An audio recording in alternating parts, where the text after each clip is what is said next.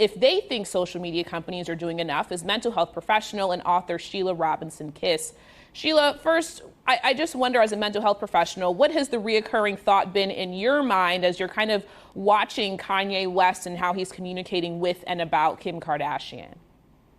Well, first of all, thank you so much for having me back, Ashley. I appreciate it. This topic is just so near and dear to my heart because I have walked so many teens and women through this horrifying experience. And the first thing that comes to my mind is there's not nearly enough being done. 30% of women between the age of 15 and 50 will go through some form, some level of abuse, harassment, and it is the most dangerous time for a woman when she decides. It's hard enough to make that decision.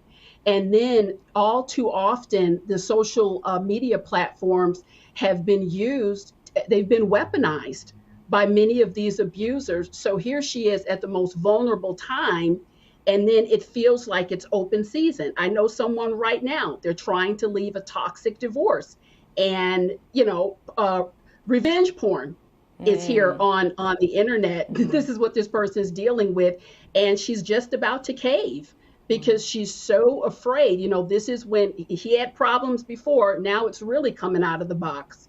So it's frightening, and more needs to be done. Yeah. And Sheila, that last piece is exactly what I want to talk about. Let's say that some years down the road, social media companies, Instagram, for instance, they wise up and they realize they need someone like Sheila on their staff to help them make sure that they take accountability for how their apps are impacting people mentally, right?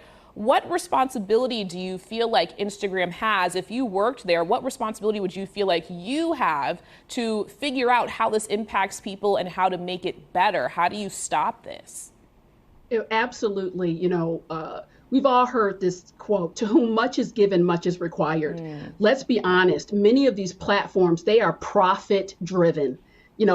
Bottom line, they're doing some good things, but more can be done. Today's new currency is safety and security. People want to feel safe, secure, and have a decent experience on these platforms. What I would say to any, CEO, the leaders in these companies, understand that you have the built-in platform. I would love to see more campaigns in the area of zero tolerance. Punishment, you don't have someone with a sweet tooth police a candy store. So these folks are not going to kind of, a slap on the wrist, I'm going to give you 24 hours off. No, there needs to be zero tolerance. We're going to follow your IP address. You're going to lose access. If you jump on another computer, guess what? You're really going to have to work for it. So they need to understand that we need to up the ante with the level of messaging and responsibility, because if the existing platforms don't figure it out, guess what? Some enterprising entrepreneurs are going to come along and say, hey, our platform, we want you to have a pleasant experience. We're going to put the money behind it, the campaigns behind it, and then they're going to lose all their followers. And perhaps that's what needs to happen to shake some things up.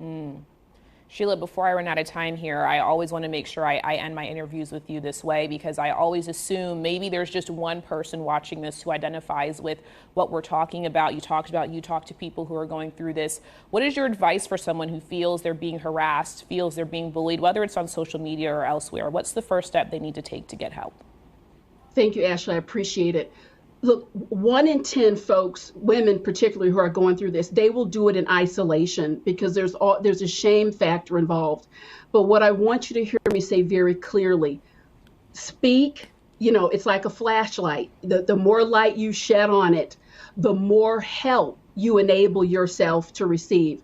There are channels out here available. You may have to make more than 1 or 2 calls, but I will tell you, it is so important to get yourself into a buddy system. People need to know what is going on with you so that you stay safe. But whatever you do, don't isolate, because that always makes the circumstance worse. Phenomenal advice. Sheila Robinson-Kiss, thank you for helping us have this very necessary conversation. We appreciate you and your insight. Thank you, Ashley.